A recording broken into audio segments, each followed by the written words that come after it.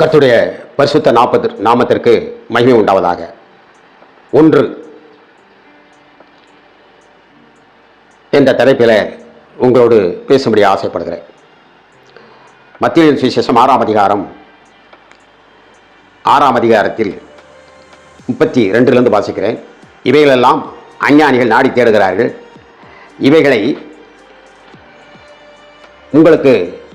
இவைகளெல்லாம் உங்களுக்கு வேண்டியவை என்று உங்கள் பரமபிதா அறிந்திருக்கிறார். முதலாவது தேவனுடைய ராஜ்யத்தையும் அவருடைய நீதியும் தேடுங்கள், அப்பொழுது இவைகளெல்லாம் உங்களுக்கு கூட கொடுக்கப்படும்.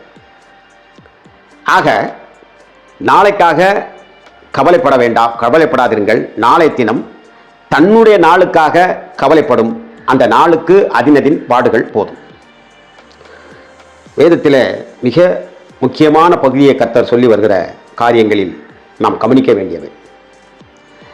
இவைகளெல்லாம் அஞ்ஞானிகள் தேடுகிறார்கள், கர்த்தரை அறியாதவர்கள் தேடுகிறார்கள், அல்லது கர்த்தரை அறிந்தேன் என்று சொல்லி அவருடைய கிரியை செய்ய யாத விசுவாசிகள் தேடுகிறார்கள். என்ன தேடுகிறார்கள்? உடை வேண்டும், உண்ண வேண்டும், இடம் வேண்டும், படுக்க வீடு வேண்டும்.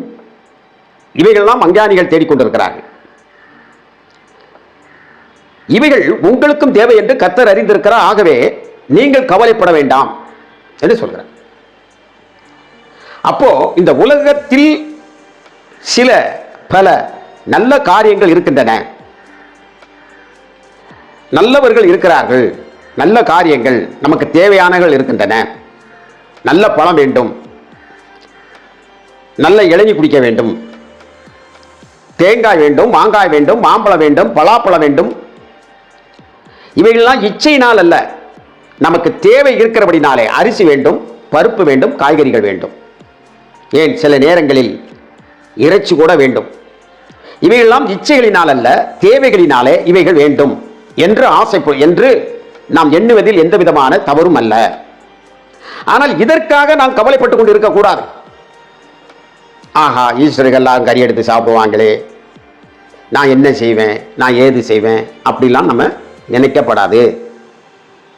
எது தேவை என்பதை கர்த்தர் அறிந்திருக்கிறார். உங்களுக்கு என்ன கொடுக்க வேண்டும் என்பதை அவர் அறிந்திருக்கிறார். ஆகவே இவைகளெல்லாம் நாம் பெற்றுக்கொள்ள வேண்டும் என்றால் இவைகளை எப்படி பெற்றுக்கொள்ளலாம்? ஒருவனிடத்தில் கடன் வாங்கி பெற்றுக்கொள்ளலாம், அல்லது கல் மண் சுமந்து அந்த சம்பளத்தின் மூலமாக பெற்றுக்கொள்ளலாம், நேர்மையாக உழைத்து பெற்றுக்கொள்ளலாம், நேர்மை இல்லாமல் உழைத்து பெற்றுக்கொள்ளலாம், அல்லது அடிதடியிலே இறங்கி இவைகளெல்லாம் பெற்றுக்கொள்ளலாம். இதில் சில விஷயங்கள், பல விஷயங்கள் அஞ்ஞானிகள் அதை செய்து நாடுகிறார்கள். ஆனால் இவைகளை உங்களுக்கு எப்படி தர வேண்டும் என்று, உங்களுக்கு என்ன வேலை கொடுக்க வேண்டும், அதன் மூலமாக நீங்கள் எப்படி கூலி பெற வேண்டும், இவைகளெல்லாம் உங்கள் பரமபிதா பூரணமாக அறிந்திருக்கிறார். அந்த அடிப்படையிலே அதை உங்களுக்கு அவர் கொடுப்பார். நம்பர் 1 அவர் சொல்கிறார், முதலாவது தேவனுடைய ராஜ்யத்தையும் அவருடைய நீதியும் தேடுங்கள், அப்பொழுது இவைகளெல்லாம் உங்களுக்கு கூட கொடுக்கப்படும். அப்ப கூட கொடுக்கப்படும் என்றால் என்ன? நல்லா யோசித்து பாருங்க.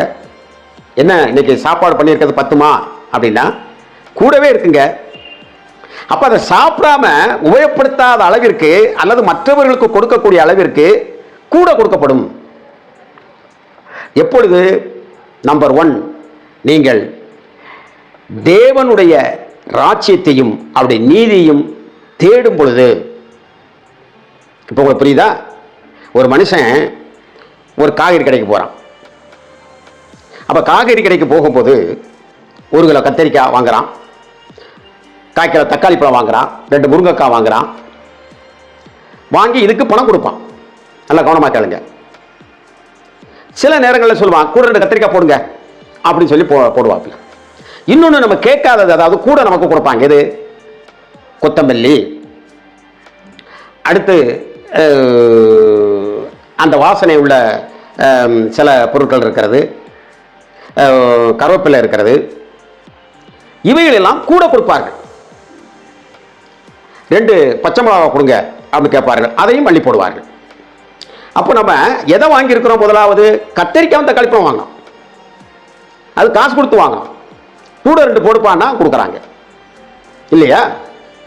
நீங்கள் விறுவிறுன்னு ஒரு பையன் எடுத்துகிட்டு போய் கூட 2 கத்திரிக்காய் கொடுங்க, கூட 2 மல்லித்தலை கொடுங்க, கூட 2 பச்சை மிளகாய் கொடுங்க, அப்படின்னு கேட்டால் என்ன அர்த்தம்? கடைக்கு பிச்சை எடுக்கிற போகிற மாதிரி இருக்கான், அவன் வெண்ணி தண்ணியை பிடிச்சி நம்ம மேலே ஊற்றிக்கிட்டு இருப்பான். இப்போ புரியுதா உங்களுக்கு? அப்போ நம்ம வாங்க வேண்டியதை வாங்குகிற பொழுது தைரியமாக கூட கொடுங்கள் என்று சொல்லுவோம்.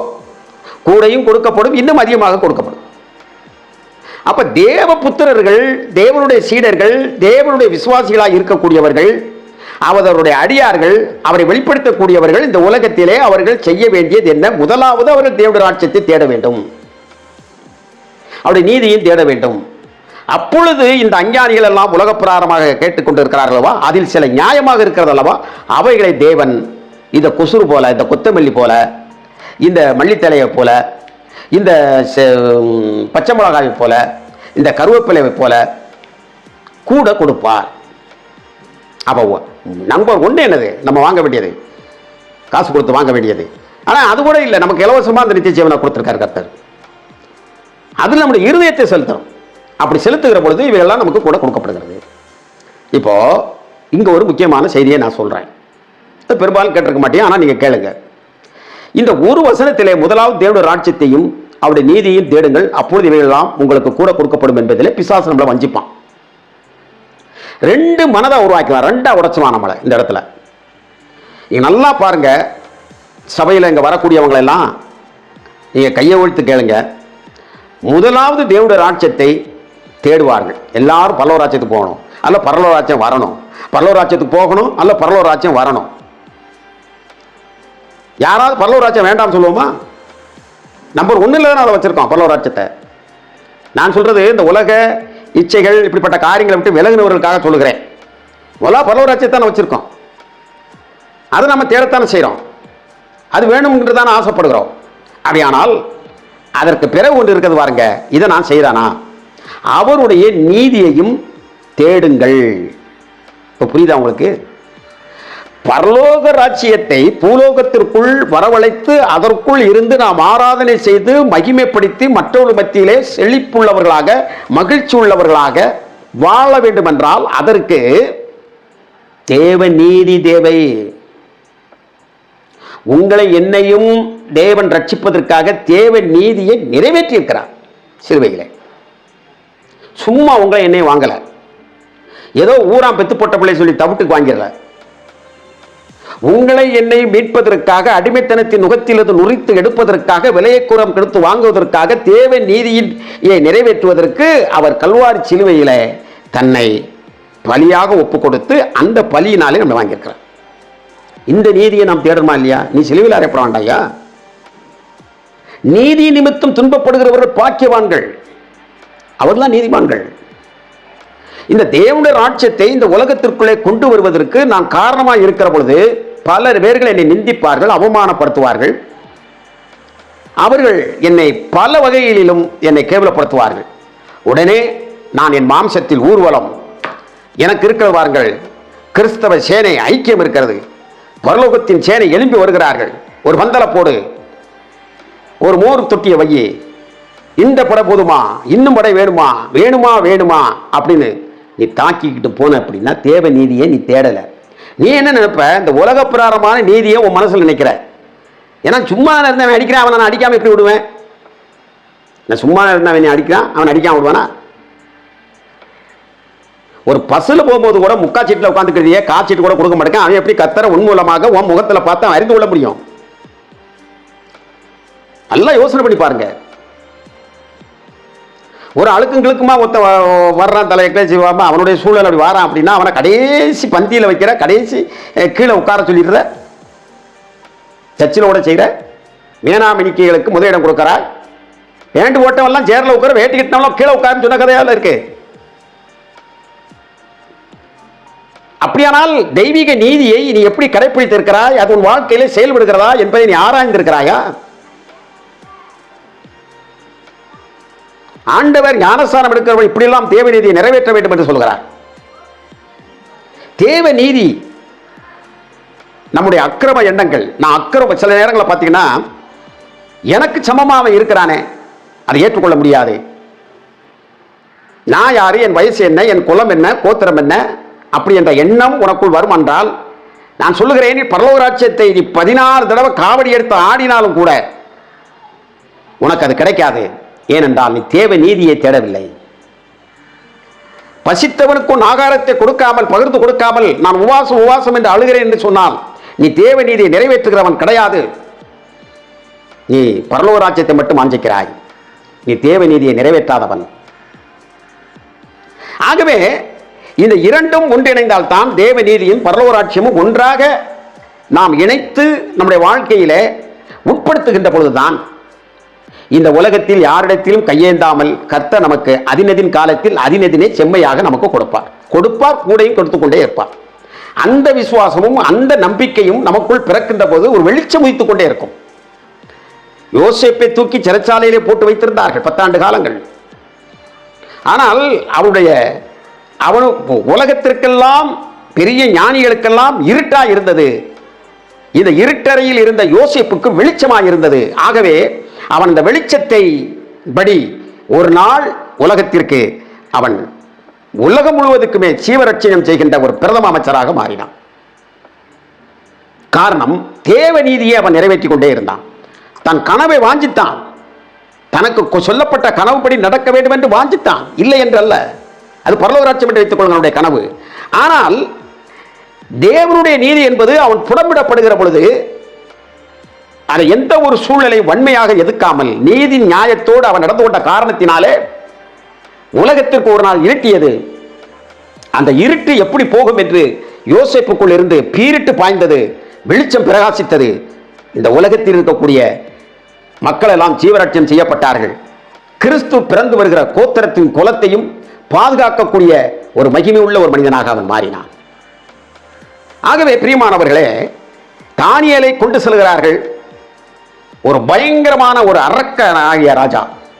அந்த அரக்கனாகிய ராஜா யாரை கொல்ல வேண்டுமோ, யாரை கொலை செய்ய வேண்டுமோ உடனே கொலை செய்துள்ளான்.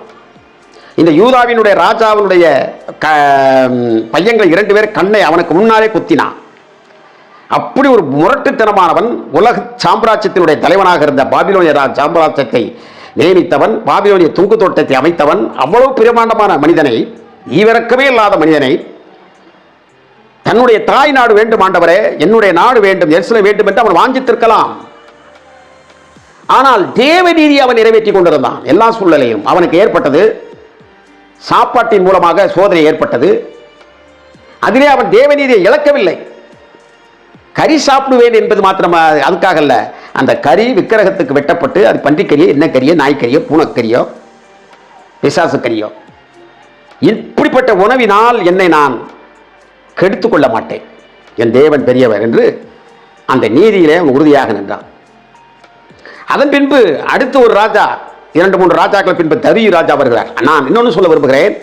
அந்த அப்படிப்பட்ட ராஜாவை, மோசமான ராஜாவை, மிருக குணம் பிடித்த ராஜாவை ஆண்டவரே என் தாசனாகிய நேபுகாத்நேச்சார் என்று சொல்லக்கூடிய அளவிற்கு அவனை மாற்றியிருக்கிறான் என்றால் அவன் தேவ நீதி தானியலுக்குள் எப்படி இருந்தது என்று பாருங்கள். தரியு ராஜாவுடைய காலத்திலே தானியல் 6ஆம் அதிகாரத்தில் பார்க்கலாம். பெரிய ஒரு சோதனை வந்துவிட்டது. நாம் என்ன செய்வது? அடிமையின் தேசத்தில் இருக்கிறோம். உலகமே ஒன்று கூடிட்டாங்கயா, எனக்கு நீ வழியே இல்லை, ஒத்து போவதுதான் என்று நினைத்தானா? ஒரு திரள் கூட்டம் ஏற்று நிற்கிறது. ஒரு கூட்டம் ராஜாவினுடைய ஆணை பிறப்பிக்கப்பட்டிருக்கிறது. சிங்கங்கள் பசியோடு, பிங்க குட்டிகள் பசியோடு காத்துக் கொண்டிருக்கின்றன. ஆனாலும் கூட உங்களுக்கு தெரியும், அவன் எப்பயும் போல 3 வேளையும் அந்தி சந்தி மத்தியான வேளைகளிலே தன் மேலேறையை, மேல் வீட்டில் ஏறி மேலேறையை திறந்து எருசலேமுக்கு நேராக அவன் ஜெபித்துக் கொண்டிருந்தான். தேவ நீதியை நிறைவேற்றி கொண்டிருந்தான். அதன் பின்பு அவன் எப்படியெல்லாம் உயர்த்தப்பட்டான் என்பதெல்லாம் நாம் பார்க்கிறோம் அல்லவா? ஆகவே இந்த அடிப்படையிலே நீங்கள் தேவனுடைய ராஜ்யத்தை மட்டும் விரும்புகிறவர்களாக இருந்துவிடக்கூடாது. விரும்புங்கள், நல்லது. அவருடைய நீதியையும் நீங்கள் நிறைவேற்றுவதாக இருக்க வேண்டும். அப்பொழுது இந்த உலகத்தில் சில பல நல்ல காரியங்கள் அனைத்தையும் ஒரு கொசுறு கூட கிடைப்பது போல அவர் கிடைக்கச் செய்வார். நீங்கள் மகிழ்ச்சியிலே நீங்கள் வாழலாம். கர்த்தர் நம்மை ஆசீர்வதிப்பாராக. ஆமென், ஆமென்.